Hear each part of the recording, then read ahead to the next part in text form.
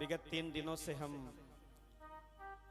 ब्रज धाम की चर्चा कर रहे हैं, जिस पर अत्यधिक स्नेह होता है, प्रेम होता है, हम उसे अपने घर निमंत्रण देते हैं आने के लिए। ऐसे हर किसी को नहीं कहते कि हमारे घर आना, कहते जिस पर प्रेम होता है उसे हम कहते हैं कभी हमारे यहां जरूर आना है। और यदि वो नहीं भी आना चाहता है तो हम आग्रह करते हैं, नहीं नहीं नहीं, एक बार जरूर पधारिए हमारे यहाँ। हम उसे आदर के सहित अपने घर लाते हैं। मेरे भाई, जहां हम बैठे हैं ये गोविंद का घर है। ऐसा मत सोचना कि हम अपनी इच्छा से आए।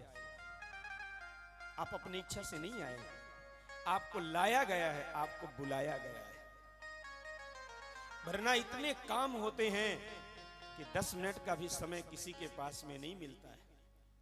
आप कहीं जा रहे हो और कोई खड़ा हो जाए ना और कहे कि थोड़ा सा रुकें, तो आप कह देते हैं फिर कभी मिलेंगे, आज वक्त नहीं है, समय नहीं है। नाम, रूप, लीला और धाम, ये 4 भगवान के स्वरूप बताए गए हैं। नाम, रूप, लीला और धाम, ये भगवान के स्वरूप हैं। मैंने कल कथा में निवेदन किया था, धाम और धामी ये दोनों अभिन्न हैं, एक हैं, इनमें भेद नहीं मानना चाहिए। हमारे यहां साधक निरंतर नाम का जाप करते हैं। कई ऐसे महापुरुष हैं, मेरे पूज्य गुरुदेव हैं, निरंतर नाम का जाप करते हैं। भगवत नाम का यदि आश्रय लिया जाए तो भी भगवत प्राप्ति होती है। ये बात हम कई बार व्यासपीठ से कह चुके हैं। नाम का आश्रय लेने वाला व्यक्ति एक ना एक दिन नामी तक अपने आप पहुंच जाता है। ये नाम का प्रभाव है। इसी तरह जो रूप का चिंतन करते हैं, चिंतन में वह शक्ति होती है कि चित्त की शुद्धि हो जाती है और चित्त में चिदानंद की प्राप्ति हो जाती है। बोलो राधे राधे। चित्त की शुद्धि के लिए चिंतन किया जाता है और जब चित्त शुद्ध होता है तो चिदानंद की प्राप्ति हो जाती है।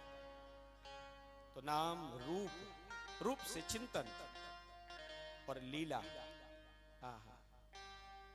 हमारे यहाँ कई ऐसे महापुरुष हुए और अभी भी होंगे हैं जो भगवान की लीला का दर्शन करते हैं। वृंदावन में कई ऐसी जगह हैं जहां रोज रास लीला होती है। 12 महीने एक भी दिन ऐसा नहीं होता कि रास लीला ना होती हो। जिन दिनों हम ब्रज में रहा करते थे तो यह सौभाग्य कभी कभी मिलता था। आज भी बहुत से आश्रम हैं जहां रोज रासलीला ठाकुर जी की होती है और बड़ी बड़ी संत जन बैठते हैं, बैठ करके रासलीला का आनंद लेते हैं। अरे देखो देखो वो कन्हैया कैसे माखन लेके भाग रहा है, देखो देखो उसकी मैया पीछे पीछे दौड़ रही है। कथा सबको पता है। क्या आपको भागवत की कथा पता नहीं? कितनी बार सुने, पर बार बार क्यों सुन रहे हैं, बार बार क्यों देख रहे हैं उनकी लीला?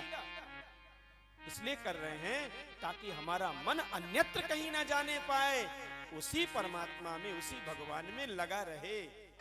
कथा तो सबको पता है, कहने वाला भी वही कथा कह रहा है, कई वर्षों से सुनने वाले भी कितने श्रोता हैं। एक बार मैं अयोध्या में कथा कह रहा था, बहुत वर्ष पहले की बात है। तो एक मैया कथा सुनने रोज आती थी। मुझे लगता था साधारण ऐसे मैया होगी। उम्र हमारी काफी कम थी उस समय, उतना ज्यादा अध्ययन भी नहीं था हमारा। हम तो कथा कहते चले जा रहे थे। जब नीचे उतरे तो मैया बोली, लाला नेक पढ़ के आया करो, नेक पढ़ के आया करो। ये अयोध्या की बात है। मैंने कहा मैया गलती कहां हो गई, नेक बता दे सो सुधार कर लूं। बोले लाला और तो सब ठीक है, पर भागवत को इतनी गहराई से मत कहो, भागवत की कथा तो ऐसे कहो कि सटासट भीतर चली जाए, ऐसी कहो। ये घटाकाश और पटाकाश की बातें जो वेदांती करते वो सब बातें मत करो। ओहो, तब मेरे समझ में आया कि पढ़ने की बात, ये अध्ययन की बात नहीं कर रही है कि पढ़ करके आओ, ये तो वो बात कर रही है कि जब कन्हैया की कथा कह रहे हो तो ऐसी सरलता से कहो, ऐसी सरलता से कहो ताकि सबके समझ में बात आ जाए, ऐसी बातें करो। तो भगवान की लीला इतनी सरल है, बस उस लीला का दर्शन करो, फिर देखो कितना आनंद आता है। नाम रूप लीला, और चौथा है धाम। तो हम लोग ब्रज धाम में हैं, भगवान के घर में हैं।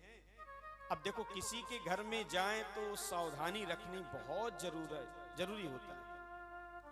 देखो हम अपने घर में चाहे जैसे भी रहें, जैसी मर्जी पड़ती वैसे रह लेते हैं, अपना घर है।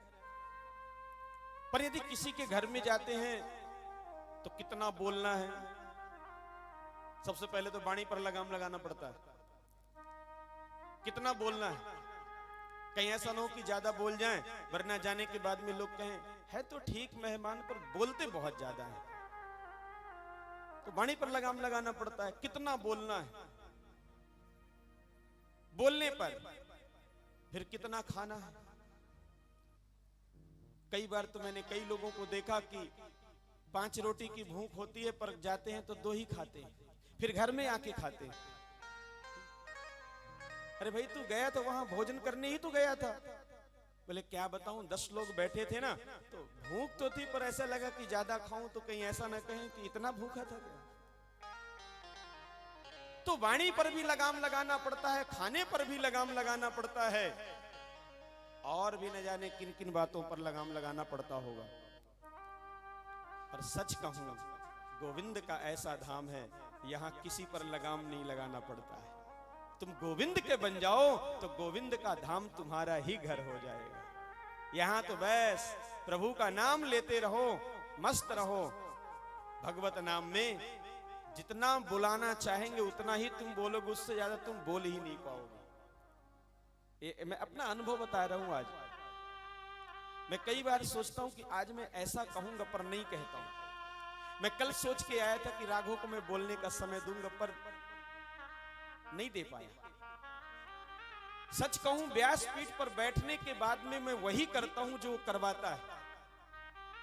ये मेरा अनुभव कह रहा है। उससे ज्यादा हम कुछ कह ही नहीं सकते, उससे ज्यादा हम कुछ कर ही नहीं सकते।